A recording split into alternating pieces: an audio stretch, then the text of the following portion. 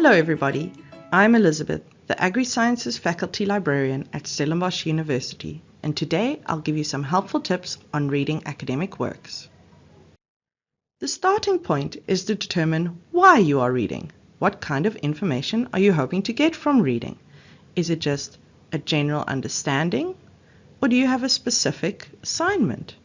Do you need to critique something or learn something completely new? Is it to understand a specific text itself or just the information within the text? Understanding your purpose will give you an idea of how to work with the information. If you need to just get a general understanding, then reading closely is sufficient. But if you are trying to read around a topic, you will need to bring together multiple sources of information in your own way. To help you do this and to focus your readings, it is good to start with some predictive questions around the text. It's good to write these down, as you can then cross-reference once you've read the text and see where you were right and where you were wrong, and perhaps why you were wrong. Such questions can be: what is the text about? What do I know about this topic, and what do I need to know? Are there specific questions the text is trying to answer? If it's academic, is there a research question or not? What arguments do the authors make to answer these? So let's look at the different types of information you might need to face reading. There are many different kinds of information sources.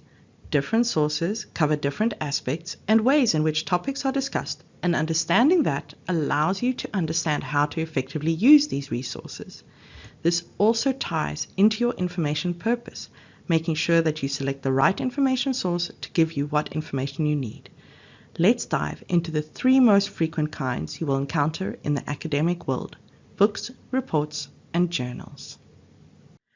Let's start with a book specifically. It usually contains an in-depth view to a topic or a story, divided into chapters. Books can be accessed either in print or electronic form and can be written by a single author or co-authored with an editor that manages the book. They're a great starting point to get foundational knowledge on topics, which is why textbooks exist. The second type that you will probably encounter is reports. These are usually coming out of organizations and are organized for a specific purpose and reporting on things that have been done or investigated. They can be annual or once-off and are commonly used in professional or policy contexts. The last kind is an academic article. This is usually published in academic journals and focuses on a specific topic, guided by a research question or hypothesis and outlining the answers to that. Academic articles make up a great source for up-to-date information on narrower topics that could be relevant. They can also be found either in print format or online format. So now we know why we are looking for information and the kinds of information that we will encounter. Let's look at how we can read effectively. Now, critical reading of any works covers the predictive questions we discovered earlier and revisiting those with reflection, but there are ways to effectively read through information quickly. I'll go through how to access specific information in denser works like books and reports, and then specifically speak to academic articles. Books and reports tend to be more comprehensive, denser information resources, and their structure follows a linear approach with the topic that they are discussing, from more general to specific. If you want to quickly skim through these to find that information that you need, the easiest is to make use of the topic index at the back of a book, which goes very specifically into the different topics. You can also use the table of contents. However, that covers the broad topic in each chapter, while the index will give you the detailed topic and the exact page that that topic is discussed on. Further to this, each chapter does contain an introduction and conclusion or a summary, and you can use this to get an effective skim read on that chapter. When looking at academic articles, however, it is good to note that you generally get three different kinds of articles. Original research articles are linked to a research experiment that was conducted and the author's report on it. Letters, in contrast, are early communications of issues within the research sphere. So, for example, a global economic recession and a warning letter from multiple authors. Sometimes letters will precede the original research article and just highlight the main discoveries so far. The last kind, review papers, are literature reviews conducted on a specific topic, where literature such as books, reports, and original articles are brought together in an essay format and reported to, highlighting the themes and findings together. To better understand how to skim read articles, especially original research articles, it's necessary to understand their structure. The abstract contains a summary of the article. The introduction contains the background of the study, usually a literature review, and the study aim. The methods describes the data collection procedures, while the results and findings presents the data found. The discussion is the most important part, as it analyzes the data and maps it to the questions asked by the researcher. The conclusion draws everything together and summarizes what was found and what this contribution means for the greater topic, as well as any future research steps. Lastly, a reference list highlights the sources consulted. So to start with, before fully reading an article, skim reading needs to be done to see what the relevance of the article is. We can call this extracting the essence of the article. It starts with usually looking at the details around the article, like the title, author, where it was published, and after that reading the abstract. The abstract as a summary should highlight the main points. However, it can be too broad in its conclusions. From there, we move to the last paragraph in the introduction, which outlines the research aim being looked at, and we skip ahead to the conclusion, the last paragraph of the entire article, which describes the research findings. The conclusion will allow you to see if what they find does speak to their research aim and if it's relevant for your purposes. You can, past that point, view the methods or results, especially the visuals, to see how they collected their data. You can already get an idea of whether your predictions were accurate or not, and what further information is needed. Once you have skim read through an article, make time to read the item fully in depth. This method can apply to all information sources, not just the article. When you read through, take notes and use a guideline to assist you to pull out the necessary information that you need. If there is anything you don't understand, make a note and look it up. When you summarize, make sure to pull out the key points or concepts from the work that relates to what you are needing. If there are references that also speak to your topic, make a note and look them up later.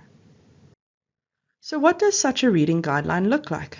Let's look at one that assists you to analyze a journal article. You can consult the original work on your library guide, as well as other guidelines that can assist you. This guideline is made up of 6 steps to understand the objectives, the major findings, the methods, and the results, the importance of the study, and how it relates to the field. In step 1, you want to identify the objective of the study. This guideline also encourages you to paraphrase from the article to assist you to further understand and practice your writing. Note that the study needs to identify a gap, and the authors highlight that gap through a background literature review. All of this can be found in the introduction section of the article. Then jump ahead to the conclusion. Here you want to look at the major findings of the article and consider them carefully by paraphrasing them. The major findings will be briefly discussed in the conclusion. However, a better overview will be in the discussion section, which will show all the different findings of the study. Then focus on how the authors tested their hypothesis or answered their research question. What was the type of study? What methods or procedures did they use to collect the data? And how did they analyze the data? All of this can be found in the methods section. When making notes from this section, be sure to be as brief as possible. You are just trying to get the general overview. If you need more details, you can always go back to the article to consult it. Reliability of the results is important in academic literature. We need to ensure that they make sense and have followed a good procedure in the context of everything. In this case, read through the discussion and conclusion and see if the authors have found any problems or limitations with their methodology. You can at this point also highlight anything that you see as perhaps being too broad a conclusion or too narrow a conclusion based on what was done. Every research study has to contribute something to the scope of the topic, and this is also where it comes in with regards to the relevance of the research for your information need. What significant findings were made by the study? How does this change the topic as it is contributing to? This will all be unpacked in the discussion as well as the conclusion. The last step is to contextualize the study, taking note of what it has found. Have a look at the introduction and see what other research is discussed and broadly what themes they covered. You can also consult the reference list for that. Are there any gaps that the authors felt needed more research to be able to be done? What do they suggest? And do you have any questions that are unanswered after reading this article? Now that you've learned how to take detailed notes, you can apply that to all of your readings. But once you've started to read multiple sources, it is a good idea to manage the information in a way that allows you to draw everything together. I'm going to give you one example in the literature synthesis table. The literature synthesis table, also referred to as the literature synthesis matrix, allows you to create your own quick reference guide of everything you've read. It allows you to pull out the essence of the article and then make quick notes about the aim, method, samples, and findings. Further to this, you can categorize your articles, cross-reference them, identify the main relevance of each article, and identify any data problems. This is particularly useful when writing a literature review, as it allows you to quickly pull together what is discussed under each subheading, which articles you will discuss in the same paragraph, the main point you will highlight, as well as any data gaps that your study might address. Here is a visual example of what it can look like. The synthesis table is available on all the library guides as an Excel document, but here you can see the start of one, where the essence of the article is highlighted through the authors, the purpose, the method, the sample, and the findings. Then the themes, similarities, uniqueness, and data quality are also noted. And that's all. I hope this has been useful, and good luck for your readings.